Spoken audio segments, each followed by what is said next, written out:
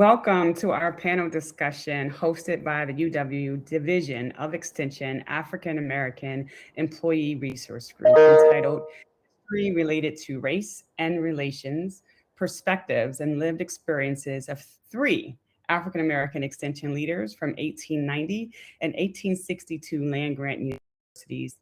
AAERG is open to all employees who desire to support our mission to provide resources for and foster the success of current African American and Black companies by way of mentoring and guidance, recruitment and retention, and networking and relationship building. My name is Danielle Hairston Green, the chairperson for the African American Employee Resource Group, academic staff assembly representative for District 530, director for human development and relationships. Today's panel will be moderated by our Chief Diversity Officer, Dr. Dominic Ledesma. Our guest panelist today is Dr. Carolyn M. Williams, Executive Associate Director from Prairie View A&M University, who started her career 44 years ago. I know she doesn't look like she's been anywhere for 44 years, but she has 44 years ago as an extension educator working in 5 Texas counties with Texas A&M AgriLife Extension Service. She is an alum of Lead 21 and current board member of Lead 21. She is also a member of the 1890 Foundation Board. Dr. Andre Johnson, he's the Dean of the University of Florida and Cooperative Extension. He has produced numerous scholarly publications and has presented at national and international conferences, educating scientists, municipalities, landowners, and other professionals on new trends and ongoing research in the areas of urban forestry. And Dr. Ivory Lyles, Oregon State University Vice Provost for Extension and Engagement, who has served in a variety of leadership capacities with Ohio State University, Mississippi State University, the University of Tennessee, Tennessee State University, University of Arkansas, Little Rock, and Alcorn State University, as well as Nevada Cooperative Extension. To review a more detailed bio, please check out the conference website or click on the link in your chat box that I'll be adding soon. Dr. Clifton Tyler was unable to join us today as he had a last-minute conflict in his schedule, but he promised to come back to us in the spring to engage us in further dialogue. At this time, I will turn the moderation over to Dr. Dominic Ledesma. Thank you, Dr. Hairston Green. Greetings, Dr. Williams, Dr. Johnson, Dr. Lyles. I'm deeply humbled to support today's discussion with all of you. And as someone whose life, educational, and professional experience have largely been within the upper Midwestern United States and at public 1862 land-grant universities, I am very much looking forward to the perspectives you'll be sharing during today's conversation. So we'll take about 40 to 45 minutes. We have the next hour, so we'll take about 40 to 45 minutes to respond to and talk through some of the questions that have been sent to you ahead of time. And then we'll leave the remaining time for questions and dialogue with participants. Does that sound okay with all of you? Excellent. Yes. All right. So I actually flipped the second and the first question. So just I want to warm up question, a leadership question, if you will. So. Okay. How would you characterize your path to leadership, and what would your advice be for emerging leaders? Whoever would like to start us off. Well, I would say I credit my parents from a strong family foundation of leaders, my Sunday school teachers, my elementary school teachers. I have been just surrounded by phenomenal leaders all my life. And then when I got involved in extension in 4-H, my extension agent was a powerful leader as well. And being around that type of environment where you are encouraged, you are empowered, you are given opportunities to grow and learn and develop, it pays off in the end.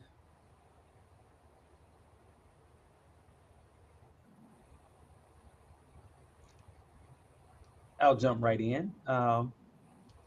Well, I would characterize mine as being somewhat unpredictable. I have been, my track is a little bit different. I've actually been at both 1890s as well as 1862. I've been blessed to be surrounded in both of those by some wonderful mentors, one of which is on the screen now. But I've been fortunate to be around some wonderful mentors that really kind of help guide and impart valuable information into my life and really kind of help me as relates to moving forward. So grateful for them. Uh, I guess one of the things that uh, if I had to further impart some information to others, I would say seize opportunities. I think that's probably one of the biggest things that I gathered from my journey thus far, and this is fairly short. But I would say seize every opportunity that come your way. They will come. Uh, However, to be open for those opportunities and also be prepared for those opportunities, I think is quite beneficial. I guess I will jump in and add to both what my colleagues have indicated, and so pleased to see both of you guys today, Carolyn and Andre. Um, my path to my current position has been one. I think the first piece of advice I would give is hard work. Uh, in my case, I started out as a county agent, and many of our extension educators today do not even realize what one used to be described as an old county agent would be. And to move from that into an administrative position, uh, you had to be noticed for the quality and the quantity of work that you were being produced, and be perceived as someone who could inspire or share others to achieve that same level of quality of work. So performance is critically important. Uh, the second thing I think is preparation. Uh, if you're under, if you know that to achieve, you need certain credentials, certain degrees, and other things, uh, you must prepare yourself by obtaining those. The standard should not change uh, as you aspire for new roles and new responsibilities. Excellent. Thank you. I would Oh, just I was like going to to say the add that. third thing I would add to that is that is one that you must be willing to sacrifice also. I was going to say the same thing. Be willing to take a risk. And as you're traveling the leadership journey, it can be very demanding and frightful at times, but opportunities come on this journey to strengthen your intellect, your skills, your abilities, and your leadership. Excellent. Well, thank you all for your perspective. And if you were to think about one opportunity, extension-based opportunity that really helped you on your journey, is there one thing? Of course, we talked about strong mentorship. We talked about early exposure to extension, but there's this theme around, opportunity that will present itself and being prepared and working hard and staying focused. You know, what opportunities in extension are there for folks who are tuning in today, whether that's within a state, regional, or national level? Well, there are several very powerful leadership programs within the state, within USDA, within Extension that your supervisors who value your potential and see the leadership in you should encourage. But if they don't, I think it's worth your investment as well to take advantage of any opportunities that will allow you to get exposure, to be mentored or shadowed by others, or to shadow others, to see a world from a different perspective from a variety of leaders, not just one group and not just an extension, but look at the other areas of interest because what I like about extension is that it prepares you so well to be a good facilitator, an organizer, a planner, you can implement, you can manage budgets and people. It's just an amazing career that prepares you for life. And so I would make sure that I would be accessible and able to invest some of my own funds if necessary to get ahead of the leadership journey. Thank you.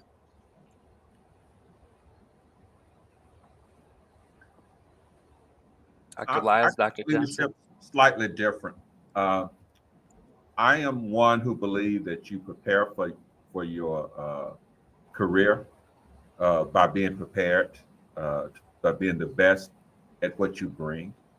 And you use these leadership opportunities that Dr. Williams talked about to sharpen your skills, to hone your ability, to perform at a higher level than others. But there is something innate within you to excel at your current chosen occupation or career. Dr. And Johnson. I would agree with both Dr. Williams as well as Dr. Lyles. I think it's important, as I mentioned a little earlier, to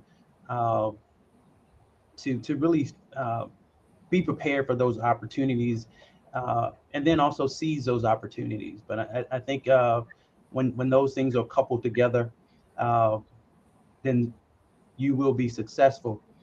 It's also important to really gravitate towards a mentor, and Dr. Williams kind of stated it best, gravitate towards a mentor across different areas, not just in extension, but in other areas in research and other higher administration. Gravitates towards those individuals and gain from them, glean from them. I think that's an important step as well. Excellent. Thank you all. So I'd like to pivot to our next question that is an extension question, and is specifically around the contributions of 1890 land-grant universities. So how have 1890 land-grant universities influenced extension programs and services? This could be from your historical perspectives, current perspectives, the educational background or professional experiences within your career. But if you wouldn't mind imparting some perspective on that question. Dr. Johnson, would you like to lead us off? Sure, I'll lead you off. As one coming from an 1890 institution, I graduated from an 1890 institution, worked for a majority of my career at 1890 institutions, and now I am currently working at an 1862 institution. One of the things that I have really gained, I guess, a greater appreciation for is the work that takes place at the 1890 institution. One of the things that I think is so critical for 1890 institutions and their work, because oftentimes some of our audiences or our stakeholders that typically go underserved and needs not met. This is that place where we often see 1890 institutions meet those needs. And unfortunately, we see it often, all too often, with larger institutions, that they're missing out on some of those critical needs for other audiences. And I think this is important. That's why I think 1890s are so critical to ensure that those needs are being met, to ensure that the small mom and pops or their needs are being met. And so I think that it's a critical role that our 1890 institutions play, among so many more, but that's what I want to highlight. Dr. Lyles? Sometimes I don't think 1890s get their due respect in the history of cooperative extension, going all the way back to Tuskegee and Booker T. Washington, and the taking of the wagons across the southern Alabama to teach the farmers that many of the techniques that Seaman Knapp picked up on came from the Booker T. Washingtons and of the world, and that is not always highlighted in our history. So I think it's important that we know that. Second piece, as I look at the three of us, I am not one who spent much of my career at the 1890s until recently, or within the last 10 years or so. I spent most of my career at 1862. As a result of that, it's the preparation of many of our minority leaders across this nation in the land grant university system, and more particularly as we relate to colleges of ag and extension and research directors. Those individuals got their start, their preparation at the 1890s. So that foundation that they provided for us.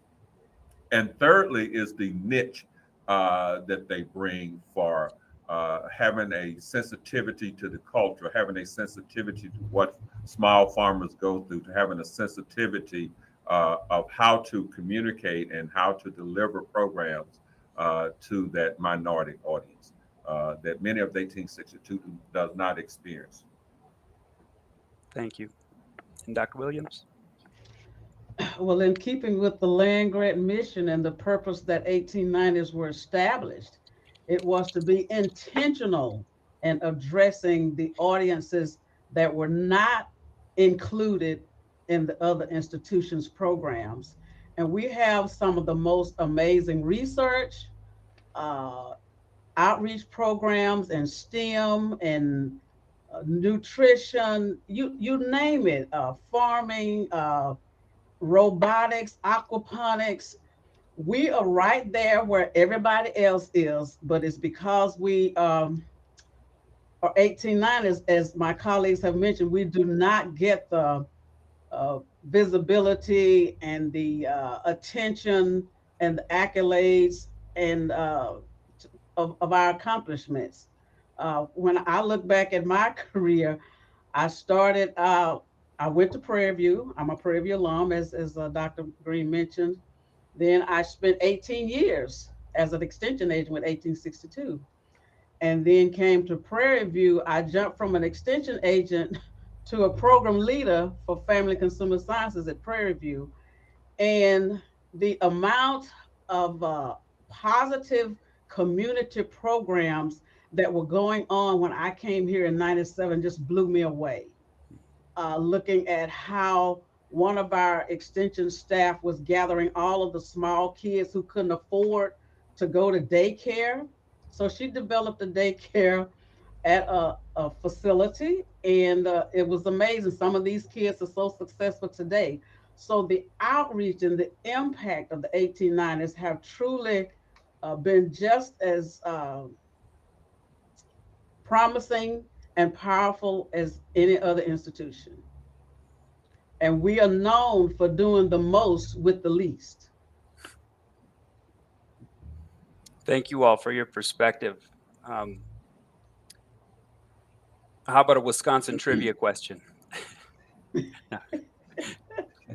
So in Wisconsin, some would say that extension, actually many would say that extension remains one of the best kept secrets in the state.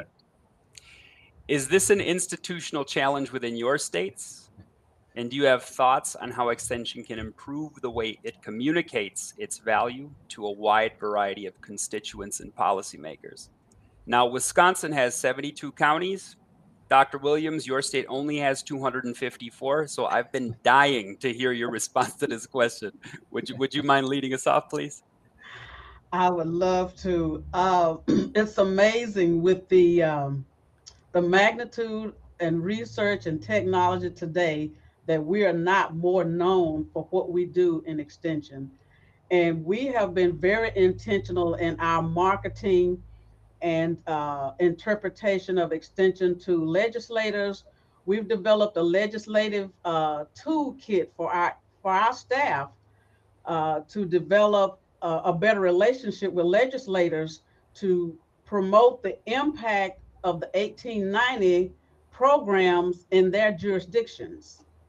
We also are making sure that our websites are current and are inviting to those who think that we're not worth the state's funding because we only get less than half of our state match from the state of Texas. And so we are very intentional in our strategies. Right now, we do a monthly newsletter to all of the legislators that goes through our federal liaison to show the impact that Texas Prairie View's extension program is bringing to the state of Texas and the taxpayers.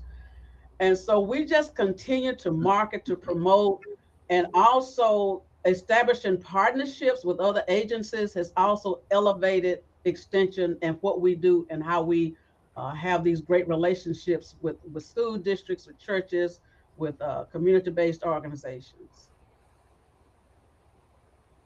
Never miss an opportunity to tell your story, and Never. always know who you're talking to and who you're trying to talk to or who did to Right. engage with that conversation. Okay. And we have planned in each county interpretation events to where we go to the legislators to provide them the impact of what we've done in a year through a lunch or a breakfast or whatever.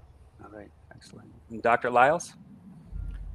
Well, for sure, we are facing the same problems, maybe not to the extent that you guys are in Wisconsin, but for sure in our urban areas of Portland, we are constantly, therefore we've become strategic in our thinking around how do we develop a marketing plan for our urban populations and our urban legislatures, so that as we see that portion of our state grow, that portion of political influence grow, how do we keep them understanding what we do and the benefit of what we do for funding purposes?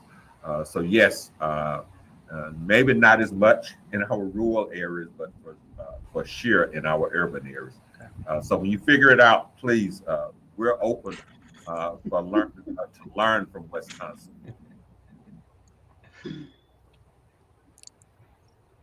Dr. Johnson. And likewise, it's consistent here as well. I think not to the degree. I think here at the University of Florida, IFAS done a fabulous job at making connections and with legislators as well as Farm Bureau and other agencies and entities. As Dr. Lyles pointed out, however, there is a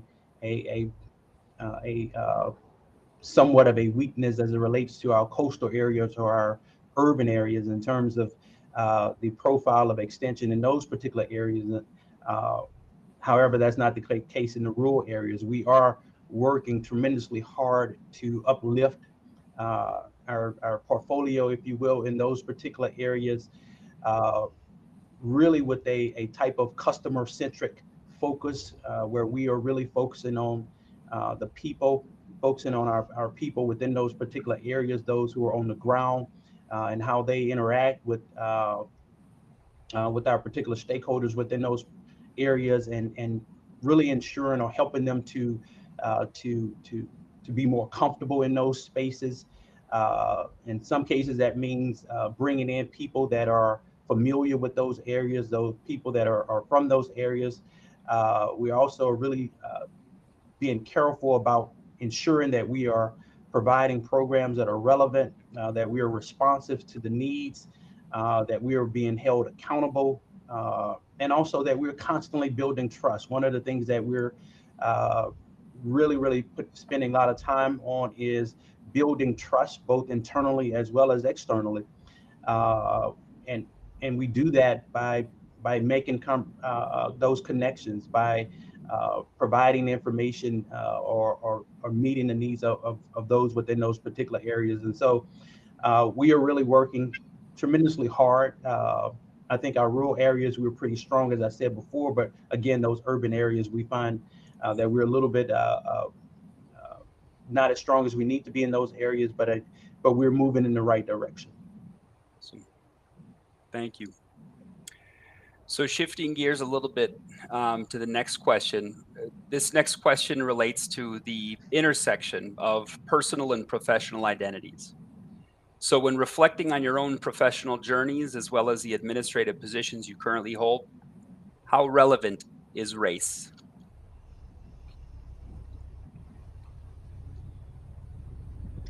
Priority one. I would jump. Oh, go ahead, Carol. No, as I look at the state of Texas, we're almost at 30 million people. And just like every other state, it's I would consider us being a melting pot because we have just about every group you could imagine here. And I am very proud of our staff that we have a very diverse staff. We have Native American accounting educators.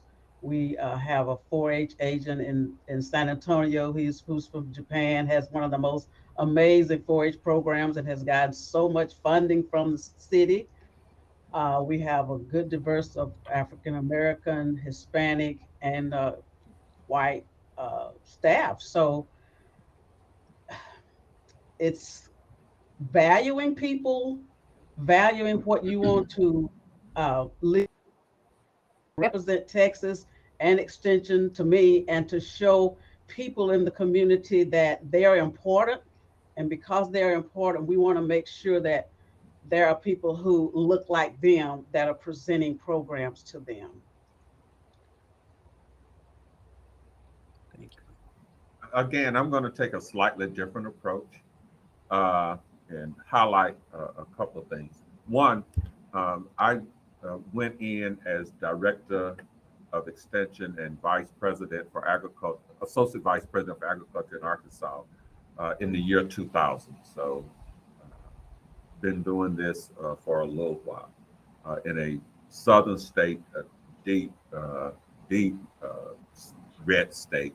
Um, Secondly, the current position that I hold is a dual position, but it is in a state that is only 2.3% African American, and so I'll let the I think race is a factor. I would never deny that, but I do not think it is the deciding factor. I think ability, uh, performance, accomplishments, and impact becomes a factor as well.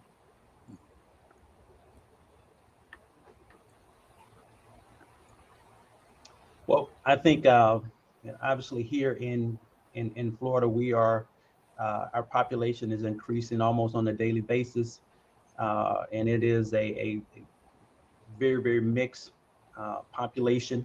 Uh, I don't think you can separate race from it. I don't think you can separate culture from it. I do think one of the important factors is that we are uh, looking at it as a, the need to ensure that all are receiving the resources and the services that we offer. That's an important factor. And before I came to uh, University of Florida, I was at the Penn State University, and uh, one of the initiatives that I was responsible for was uh, the Beyond Civil Rights Initiative, as well as the Urban Extension Initiative, and both of those initiatives really kind of focus on or really centered a lot around race and how we are ensuring that all are getting the services that they need. Uh, in a lot of cases, we had recognized that many were not. There are audiences and certain groups that were not receiving those services, and so it was important to really look beyond and to really see how we can meet the needs of all, regardless of where they are, what their status are, and or however it may be. It was important that we really work towards that goal. So I think, from my perspective, I don't really think you can separate race from it. There's is very important. Historically, we know that groups have not received uh, the services that we often give, and so we really have to look to ensure that they are receiving services. And then in some cases, we have to also ask the question uh, why they are, because what I'm noticing also is that some are just not all that receptive of those services. Uh, and so it's important also to understand the historical aspects associated with that, so we can ensure that we are meeting those needs, that we're having conversations, that we are understanding where they are, understanding the some of the historical things that have kept them away, and as well has kept us away from meeting them at their in their particular space. So thank you all very much. So you've mentioned a couple of things, you know, around around as it relates to race and race within the context of extension, well, as workforce and work is what I'm hearing based on some of the reflections on strategic planning, how it shapes our programming priorities and strategies, civil rights implications. Um, Also talking about, Dr. Williams, you mentioned, you know, legacy and thinking about that. How do I want to leave my position as a leader, you know, within this in order to be able to be more responsive and relevant to society needs in the 21st century. But do each of you see yourselves as a leader who advances issues of race from your current positions? And if so, how? And if not, why not? Yes, very much so. It is not. It is something that I think the sense of fairness, the sense of offering our programs to everyone, is critically important. To have a big tent and to ensure that everyone is welcome should be the goal of every extension program in this nation. And to do that, we must equip our faculty and staff to understand and to appreciate. We have a very strong DEI unit here that deal with all of the complex issues of race, whether and national origin, whether that's Latinx or Pacific Islanders. We have 9 recognized tribes here in our state of Oregon, and we recognize and we value and we appreciate all of them. So yes, I think we should advance the cause of being an inclusive organization, a welcoming organization, and one. It's one of those things that we're not going to form a perfect extension service, but it should be our goal to constantly strive toward that. Thank you. Dr. Williams, Dr. Johnson. I think our intentionality should be honest, clear, um, truly to the point that we want to include as many as possible in our programs because this is what we're here for. We're here to provide a service to people who have already given their part of it through taxpayers' dollars. And it's our responsibility to make sure that everyone is included. And to be able to do that, you must have a population reflection, in my opinion, in your staff. And I feel that we do have that here at CEP at Prairie View. And it continues to get better.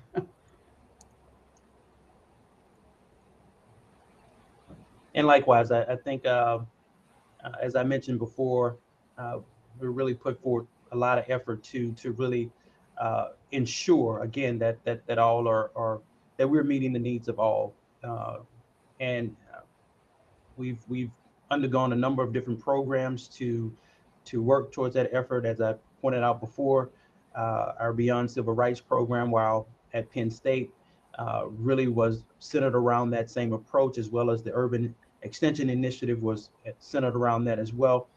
So I think it's very important that we are intentional, that we are working really hard to make sure, as Dr. Williams pointed out, that we are reflective, uh, not only in for the sake of parity, but even beyond that.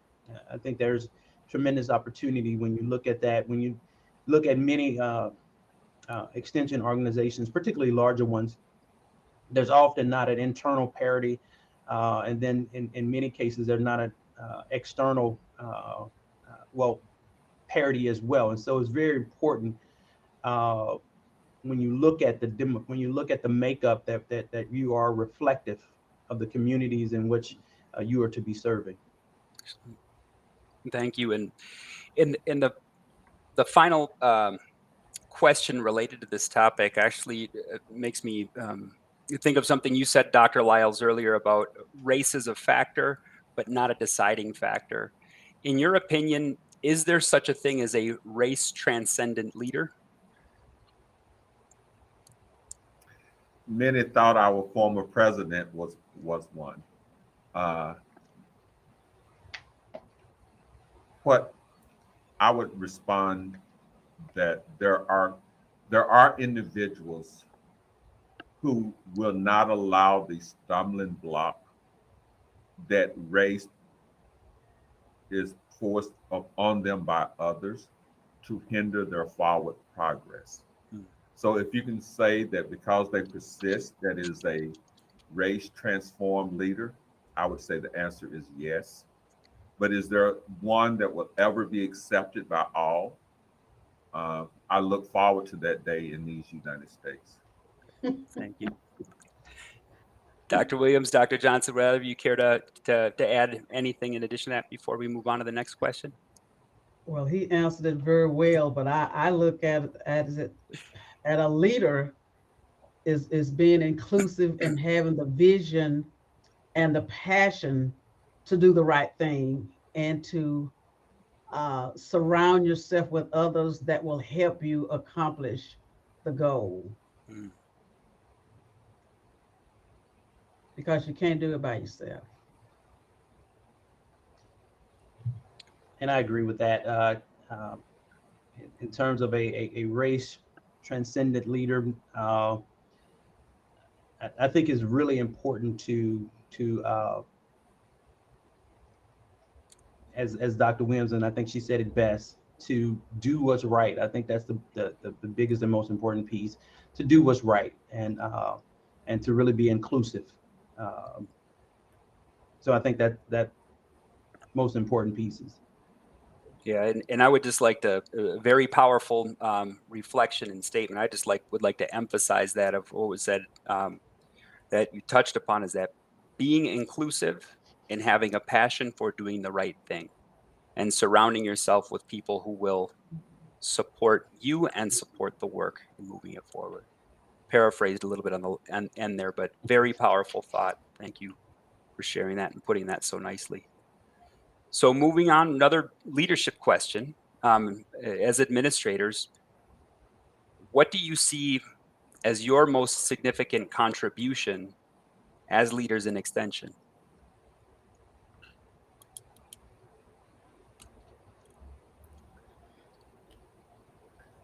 Well, my most powerful contribution, I say now, is two.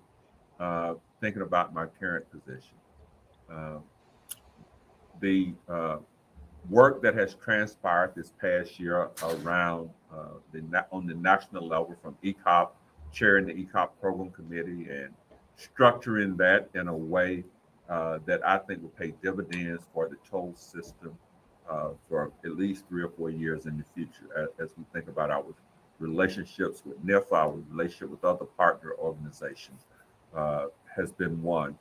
But just as important, and maybe even more so here on my campus, we're launching a program called Access Oregon State University, where we are striving to be a complete inclusive university for all of our populations, and they are doing that through the Division of Extension and Engagement, where we are being intentional about contacting specific outlets. We're being intentional about involving Native American people. We've been intentional about ensuring that the entire university is accessible to all of the diverse populations of our state.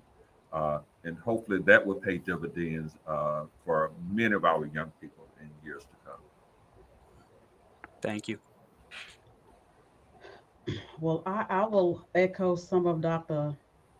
Lyles, because as you are putting positions of leadership, you have opportunities to be elevated to other positions that you never imagined you would be in, and how you perform in those, how you mentor others while you are in those positions, says a lot about your character and your authenticity. Also being able to identify, hire, promote, empower an amazing staff is truly critical here, because without them, we would not have a viable and relevant extension program. And then allowing those who have the leadership potential uh, to, take some leadership responsibilities. It doesn't have to be us all the time doing it. When you have others who are just as passionate, just as articulate, and want to see the organization excel and be the best, allow them that, support them in that.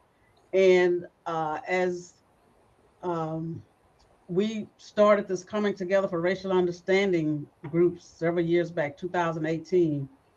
And I was the only extension administrator who went to the training and kind of supported it from day one when we were planning it in Detroit, Michigan, and other places on my birthday, uh, which I usually don't work on my birthday, but that was a time that I felt I need to be there, because nobody else in the leadership position was involved. And not to say that they were not interested, but I just thought that it was truly a great opportunity to get involved in something like that. And we're seeing the results. And we have had a training here in Texas where we took 15 of our 1862, 1890s to go through that process.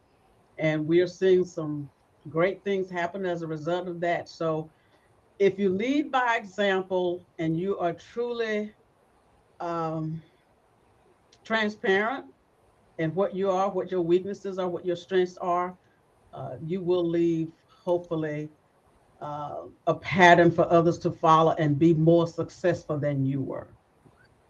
Thank you, Dr. Williams. Dr. Johnson? Well, That's a tough one to follow right there. that is a tough one to follow. I think in terms of where I stand as it relates to contribution, I think one of my, and it's ongoing, obviously, is being an advocate for science-based information to all. I think that's more that is one of those things that I'm really that I really press in on, and really looking at the bridging the gap, or bridging the divide between urban and rural. That's that space. I think that uh, that I am working really hard at really providing leadership, but also really working to really kind of pull those together within the space here in Florida. And for our final question, before we open it up to our participants and questions and dialogue with participants, is there a lack of diversity in extension leadership at state, regional, and national levels? And if so, what do you think are the main contributing factors? And there's a follow-up to that. How can our institutions do a better job of diversifying our leadership ranks?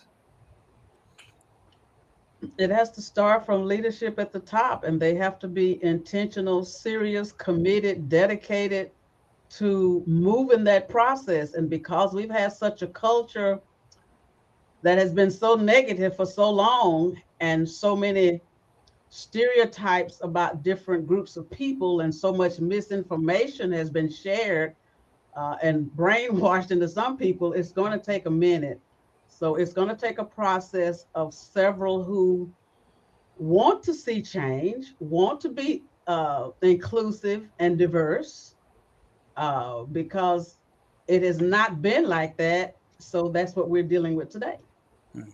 That same passion that kept it from being diverse, we need to turn it around to make it diverse. I could take a guess, and I would say yes, that there is a lack of diversity in leadership. But that is a question that could easily be answered with the numbers or with science-based information.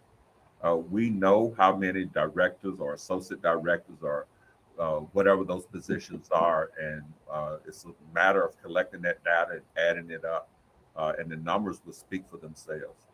Mhm. And I would agree. Historically, those positions of leadership have been denied to certain people or people of color. And as Dr. Lyles pointed out, you can easily look at the information and you can see that the numbers tell the story, that there is a lack of diversity in those leadership. I do think we have to continue to, as Dr. Williams pointed out, those in leadership really work to elevate others, to mentor others, to ensure that that they are prepared for opportunities when they come by. Uh, so I think those three things are important: that the current leadership, being intentional, as Dr. Williams pointed out, and also again the being working to prepare those or others that have the potential to move up the ranks, and providing great mentorship. I think it's incumbent upon us to be mentors, to really share our various stories and various journeys, and also pull along other people, and to help them see their place in this thing called extension. Well, thank you all very much for your perspectives and sharing your experiences with us here today. At this point, I'd like to hand it over to Danielle, who will facilitate some of the questions that have come in through some of our participants. So in closing, I would just like to say I'm extremely humbled and honored to be a part of this today, and thank you all for the work that you do, for the people that you are, and it's truly been a pleasure. Thank you. Thank you. Awesome. Thank you, Dominic, for doing such an amazing job with moderating the panel today. We have a couple questions in our live Q&A. The first question comes from our esteemed dean, Dr. Carl Martin, who first thanks the three of you for joining us today. He did have two questions for you. One question is, how have each of you responded to a barrier during your career? And then the second part of that question is, what would be the one sentence of advice you would give to young leaders as they begin their professional journey?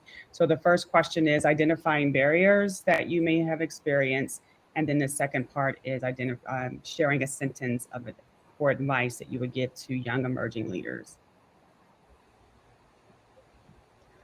Well, from my 1862 experience, there were several barriers, and I just continued to be persistent in being an extension educator. I had a television program. I did so many things, got the Superior Service Award, but I was never, I guess, good enough to be promoted and elevated in that system. But I continued to do me, to do my best, to still treat people the best anywhere I was. And then when the opportunity came for me to come here in a leadership role, where I was on the same level with my 1862 colleagues at that time, I was still stayed humble, because I know that where we are, we don't get there by ourselves. And the way we treat people is the way we want to be treated. And that's been my way of getting over barriers. You just continue to persist when you know it's right and that you're doing the right thing. I would be brief because mine is very direct. When I started my career, the second position I had was in Philadelphia, Mississippi, in Neshoba County, Mississippi Burning. And I had a farmer walk in my office and ask to see the county agent. And the secretary said he's in his office. He got to the door. He never spoke. He turned and left the office. He had no idea whether I could have answered his question or not. So I think what Carolyn said about persistent.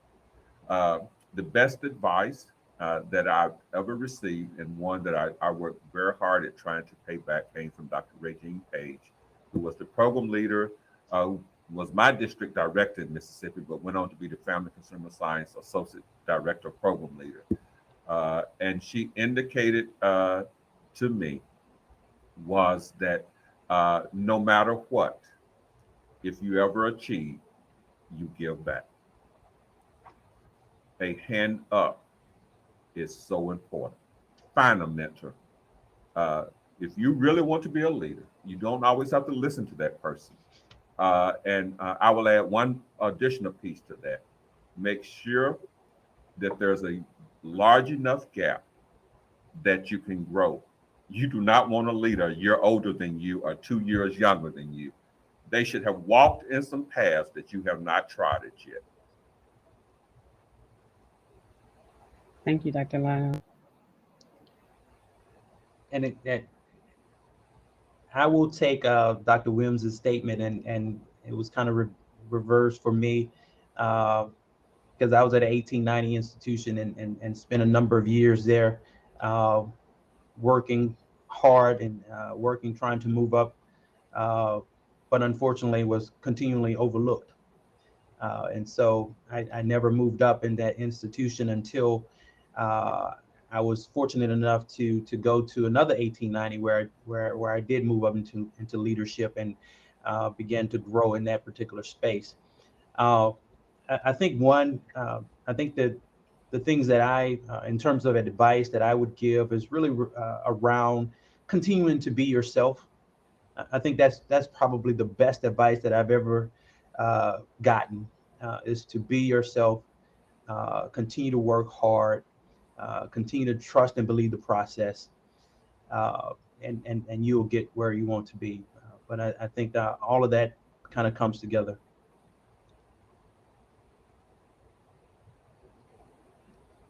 For answering those questions. I think we have time for one more question. We have 8 minutes left in this panel discussion, and this portal is known to just kick everyone out with no warning. So the next question is from Christian Schneider, and he asked about extensions work currently working on some large and fundamental social and environmental issues that likely will take generations to address.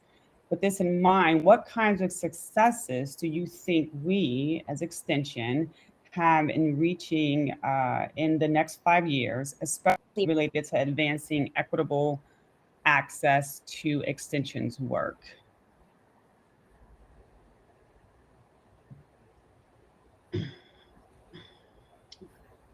My key would be an advisory committee that is representative of the people who need to be involved in 4-H, because when we look at our data, we know who has been involved and who has not been involved.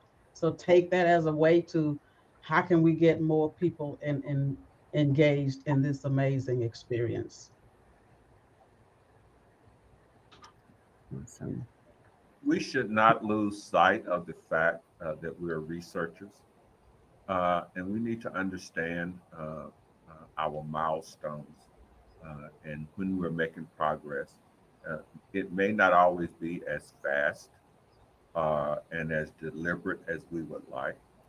I say that I think about the advancement of the Cohen plan and moving to hybrid Cohen, and 2 years later we do additional work, and we breathe in new qualities we like. There's no difference in what we're doing in the area of DEI or social equity. We meet and reach our milestones. We evaluate that, we see, and we figure out what the next milestone we want to achieve.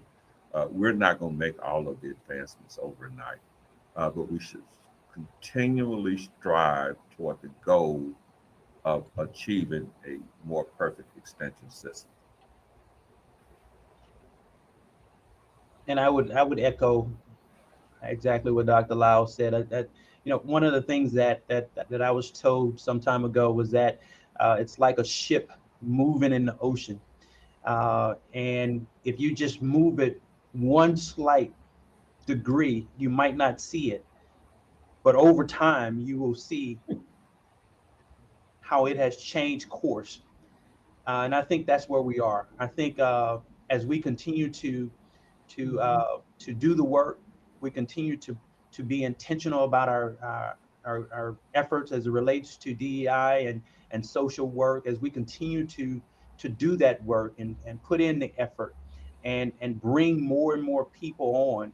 I see us gradually moving in that space. And as Dr. Lyles mentioned, it won't happen overnight.